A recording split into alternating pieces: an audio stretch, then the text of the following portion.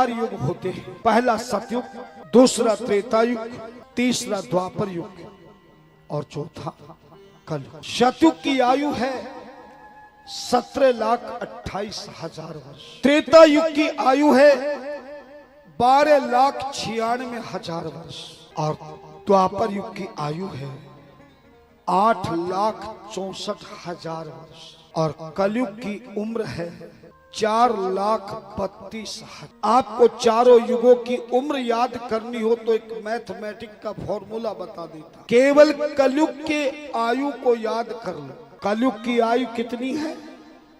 4,32,000 वर्ष। इस कलयुग की आयु को दिमाग में बिठा के याद कर लेना। इसको दुगना करोगे तो द्वापर युग की आयु आ जाएगी। कलयुग की आयु संख्या को 3 से गुना करोगे तो त्रेता युग की आयु आ जाएगी और 4 गुना करोगे तो सतयुग की आयु आ जाएगी। याद रहेगा? कल भी हमने एक फॉर्मूला बताया था। मानव जीवन के कल्याण का, भगवान की कृपा प्राप्त करने का फॉर्मूला बताया था कि श्री राम की कृपा शिव कृपा से होती है, शिव कृपा सतगुरु कृपा से होती है। अर्थात जिंदगी में सतगुरु बनाने के बाद ही शिव की पूजा करने का फल प्राप्त होता है। इस फॉर्मूले को याद रखना। सतगुरु की कृपा से शिव कृपा होती है, शिव कृपा से किसकी कृपा होती? जोर से बोलो, राम जी की। और राम जी की कृपा से सबकी कृपा होती है। जा पर कृपा राम की हुई, ता पर कृपा करें सब होई। इस फॉर्मूले को भूल मत जाना। दूसरा फॉर्मूला बता रहा हूं। 4 युगों की आयु को याद करने का आपको बता दिया है। कलयुग की आयु 4,32,000 वर्ष होती है। इसे दुगना करोगे तो 8,64,000 वर्ष कौन से युग की होगी? द्वापर युग की होगी। और 3 से गुना करोगे तो 12,96,000 वर्ष, 12,96,000 years old त्रेता युग।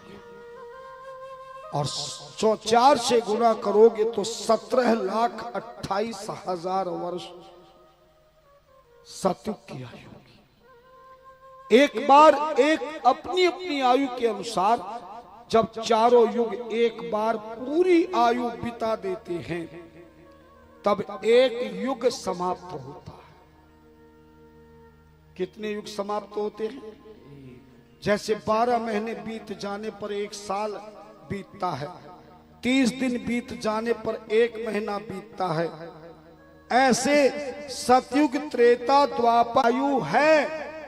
अपनी अपनी आयु संख्या के अनुरूप एक बार सब अपनी अपनी आयु भोग लेते हैं तब एक युग बीतता है। और इस तरह से 100 बार नहीं 1000 बार चतुर्युग सहस्त्राणि ब्रह्मणो दिनम उच्यते रात्रिश्च तावती तस्मान में तत्क्रमेण ही। 4000 युग बीतेंगे। एक युग कब बीतेगा? जब चारों युग अपनी उम्र पूरी करेंगे। इस तरह से 4000 युग बीत जाने पर ब्रह्मा जी का एक दिन पूरा होता है और 4000 युग बीत जाने पर ब्रह्मा जी की रात्रि पूरी होती है। और जब इस प्रकार से 100 बार 100 वर्ष ब्रह्मा के पूरे होते हैं, जो मैथ मैंने बताया, 4000 युग बीत जाने पर ब्रह्मा जी का एक दिन और 4000 युग बीत जाने पे ब्रह्मा की एक रात, 8 बार युग बीतने 8000 युग बीतने पर ब्रह्मा का एक दिन और एक रात होता है। इस 8,000 को 30 से गुना करोगे तो उतनी संख्या का ब्रह्मा का एक महीना होता है, और महीने को 12 से गुना करोगे तो उतना ब्रह्मा का एक वर्ष होता है, और उस वर्ष के अनुसार 100 वर्ष बीत जाने पर एक कल्प समाप्त होता है। ध्यान देना। और जैसे ही कल्प समाप्त होता है इस सृष्टि का प्रलय हो जाता है। प्रलय के समय में महाप्रलय काले च नष्टे स्थावर जंगमे आशीतमोमयम सर्वम ने अर्कन ग्रह तारकम ए चंद्रम ने अहोरात्रम न अगण्य अनिल भूजलम ए प्रधानम मियच्छुन्नम अन्न तेजो विवर्धनम।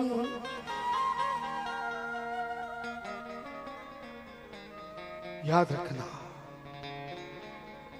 ब्रह्मा का 100 वर्ष बीत जाने पर सृष्टि की आयु के अनुसार, युगों के प्रमाण के अनुसार ब्रह्मा का 100 वर्ष बीतने पर एक प्रलय, एक कल्प समाप्त होता है, और कल्प समाप्त होते ही इस सृष्टि का प्रलय हो जाता है।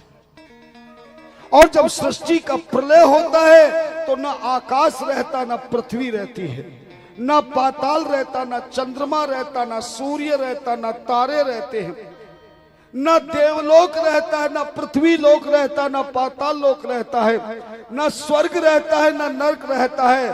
पूरी त्रिलोकी में सब कुछ नष्ट हो जाता है, और पूरी त्रिलोकी में केवल अंधकार ही अंधकार होता है।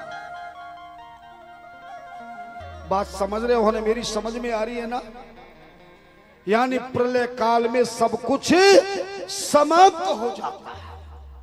ना देवता, ना मनुष्य, ना राक्षस, ना पशु, ना पक्षी, ना पेड़, ना पौधे, ना जल, ना अग्नि, ना हवा, ना आकाश, ना पृथ्वी, सब कुछ समाप्त हो जाता है। सारे देवता, मनुष्य, राक्षस सब समाप्त हो जाते हैं, और प्रलय के समय में पूरी त्रिलोकी में अंधकार ही अंधकार होता। ध्यान देना, प्रलय के समय में सब कुछ नष्ट हो जाता, कुछ भी नहीं रहता। ऐसा रामचरितमानस में शंकर भगवान ने भी राम कथा सुनाते में पार्वती से कहा कि देवी, हर कल्प में ईश्वर का अलग अलग अवतार होता है, और एक कल्प के बाद प्रलय काल होता है, तब सब कुछ नष्ट हो जाता है। ना ईश्वर का कोई स्वरूप होता है, ना रूप होता है, त्रिलोकी में अंधकार होता है। तो पार्वती ने प्रश्न किया, तो बिना भगवान के स्वरूप के अवतार के फिर त्रिलोकी के कैसे संचालन होता है? अब रामचरितमानस में भगवान शंकर ने पार्वती को जवाब देते हुए कहा, कण कण में व्याप्त परमात्मा, सारे सब कुछ नष्ट होता है, लेकिन जो कण कण में व्याप्त पूर्ण ब्रह्म परमेश्वर परमात्मा है वो कभी नष्ट।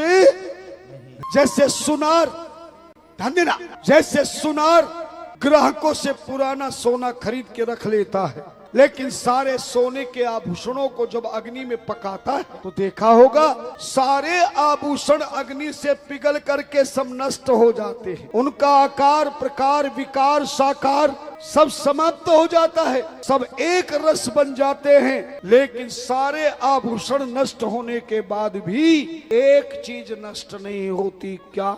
आपको बताना है, सोना नष्ट नहीं। ऐसे त्रिलोकी में प्रलय होने के बाद भी वो परमात्मा, कण कण में व्याप्त परमात्मा कभी नष्ट नहीं होता। जो बिनु पग चल ही सुनई बिनु काना, बिना पांव के खूब दौड़ता है, बिना कान के सुनता है, आनंद रहित सकल रस भोगी, बिना मुख के सारे रसों का भोग करता है, बिनु वाणी वक्ता बड़ जोगी, बिना वाणी के खूब बोलता है, तन बिनु परस नयन बिनु देखा, गहे ग्रहण विनुवास अशेष। परमात्मा सब कुछ कर। प्रलय के बाद जब परमात्मा सबसे पहले सृष्टि की रचना करने लगे तो सबसे पहले परमात्मा ने अपने आप को प्रकट किया। मूर्त रूप में परमात्मा ने अपने आप को प्रकट किया। ऐ मूर्तेन स्वमूर्तिश्च तेना कल्प स्वलीलिया सर्व ऐश्वर्य गुणोपेता सर्व ज्ञानमयी शुभा। जिस परमात्मा ने सबसे पहले अपने आप को प्रकट किया मूर्त रूप में, साकार रूप में, और अपनी शक्ति को भी प्रकट किया। जो परमात्मा प्रलय के बाद सबसे पहले सृष्टि की रचना करने के लिए जिस परमात्मा ने अपने आप को शक्तिमान के रूप में प्रकट किया और अपनी शक्ति को प्रकट किया, उसने अपना नाम शिवा रखा। क्या रखा?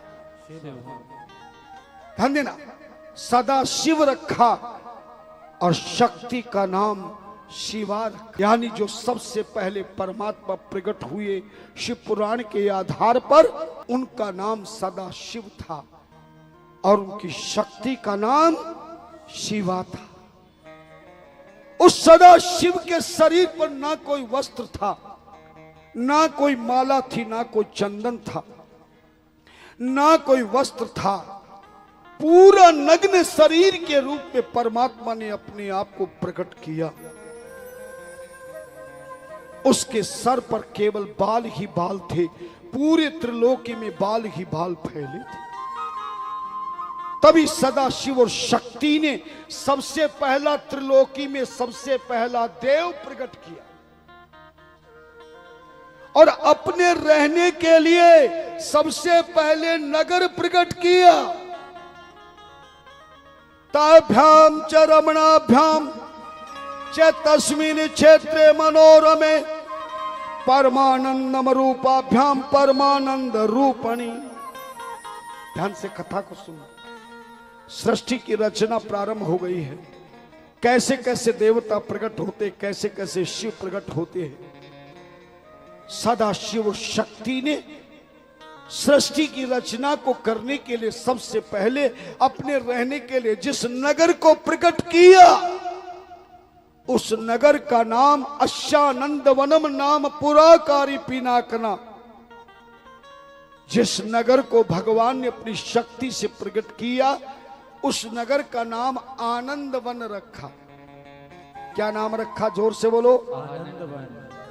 आगे चल कर के इसी आनंद वन का नाम काशी नगरी हो गया। आनंद वन का दूसरा क्या नाम हुआ? जोर से बोलो। काशी। और आगे चलकर इसका